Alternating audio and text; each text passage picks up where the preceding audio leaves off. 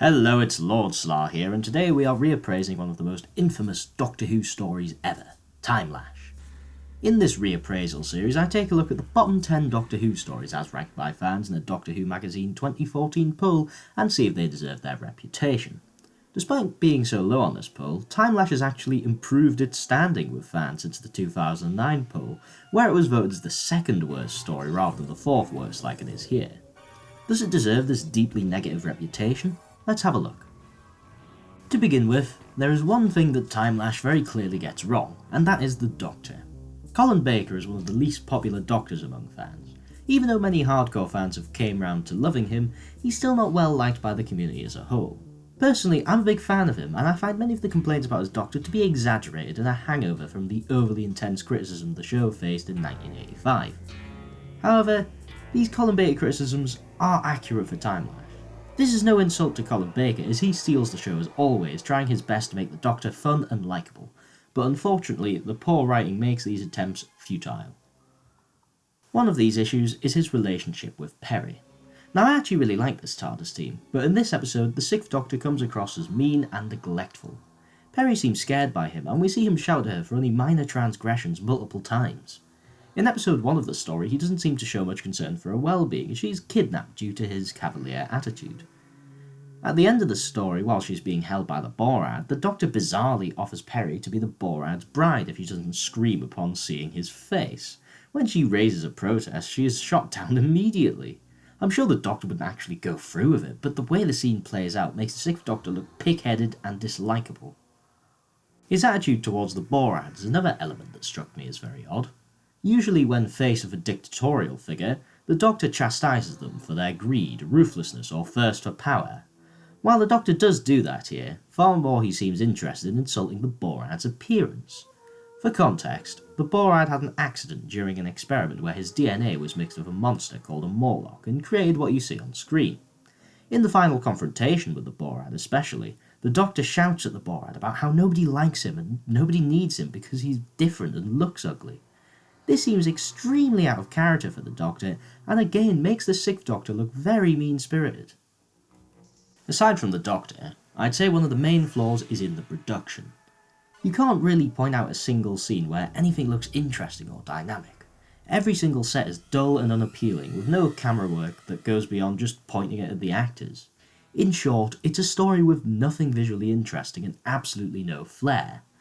There is an excuse for this within the script, as the Borad hates shiny surfaces as he doesn't want to see his reflection, hence why everything looks so dull. But an element like this in the story is no excuse for everything to look so mundane. There is no effort by the director to make any scene look interesting or give any precise directions to some of the actors who look a bit lost on the set at times.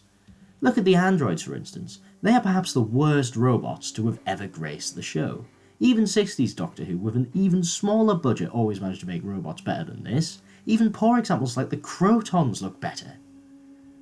It's not like you couldn't make a set with a purposely dull aesthetic look visually interesting. Look at the film Brazil for instance. The film's main theme is the absurdity of bureaucracy, and bureaucrats definitely aren't the most decorative types. Yet every part of the film is full of character and life, even if the aesthetic is minimalist and dull on a surface level. Obviously Doctor Who doesn't have the budget of even a low-budget film like Brazil, nor does it have a visionary like Terry Gilliam on board very often.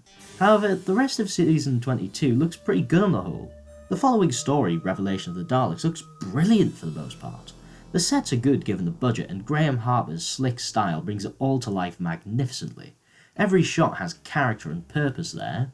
Clearly Pennant Roberts wasn't as gifted in this department as he oversaw other disappointing productions such as Warriors of the Deep and The Sunmakers. Overall, one of Time-Lash's biggest flaws is that it's just not nice to look at. One of the poorest productions in the history of the show, and when something this vital is done so poorly, it turns a fairly unremarkable mediocre script into an outright awful episode. Yes, I did just say the script is mediocre, and not awful like perhaps you'd expect. Don't get me wrong, there really isn't much original here, but it doesn't make too many cardinal sins. Other than the way the Doctor is characterised, the only thing that really rankles me is that the Doctor never explains how he managed to survive getting hit by the missile, despite saying it meant certain death for the previous 5 minutes of screen time. On the whole though, it's a fairly conventional Doctor Who script with a very poor production, which does make it a bad Doctor Who story. To me though, this definitely doesn't quite spell the second or fourth worst story out of every Doctor Who story. There are so many others that do so much more wrong they completely eclipse any ill will I have towards this episode. If this is the case, why does Time-Lash have such a low standing in the Doctor Who community? For that, I think we need to bring in the context of when it was made. In 1985, Doctor Who was under a microscope as it faced cancellation and increasing criticism for being cheap television that was practically the same each week. Time-Lash fitted this archetype perfectly. We've already discussed how cheap it looks, but the script is important here too.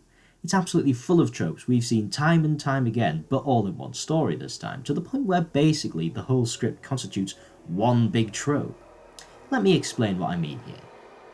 The scene is set on a vaguely Orwellian planet which is controlled in the background by a dictator / evil scientist / monster. Those under the thumb of the dictator live in big white corridors, while there is a rebellion which bases itself in some caves. The Doctor is drawn into the conflict through a time corridor and is forced to help the villain because they hold his companion hostage. The Doctor then meets a historical figure who is inspired by the experience in the episode to do the things that they are famous for. The Doctor then has a confrontation with the villain and sacrifices himself seemingly to save the day, but it turns out that he's alive after everybody starts to mourn him. I purposely described that all really vaguely, as you can see how many of those aspects individually are in so many other episodes of Doctor Who. These tropes being in almost every part of the episode is quite obnoxious, and while it doesn't really make it close to being among the worst of the worst for me, when you consider that this very tropey approach was being heavily criticised at the time, you can see why this was marked out for particular ire.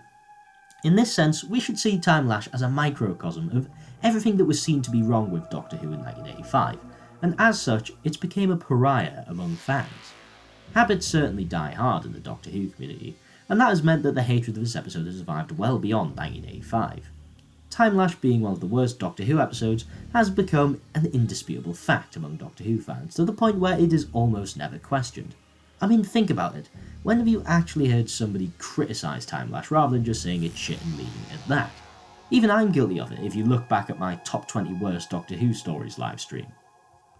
To conclude, Time-Lash is an awful Doctor Who story. I know I've said it's not as bad as people say, but the feeling on Time-Lash has pretty much always been that it's everything wrong with Doctor Who in one story, whereas I think it's just a fairly unoriginal, if mediocre script turned into a car crash by a poor production. In this sense, it does get a slight reappraisal, but by no means is this me saying that it's any good. It's just not quite as bad as people say. Although that's just my perspective, as I would rather watch a tropey bit of poorly made fluff over episodes that revel in their own self-importance while being horribly written. Not everybody would agree with that. Having said that, I hope I never have to watch Time-Lash ever again.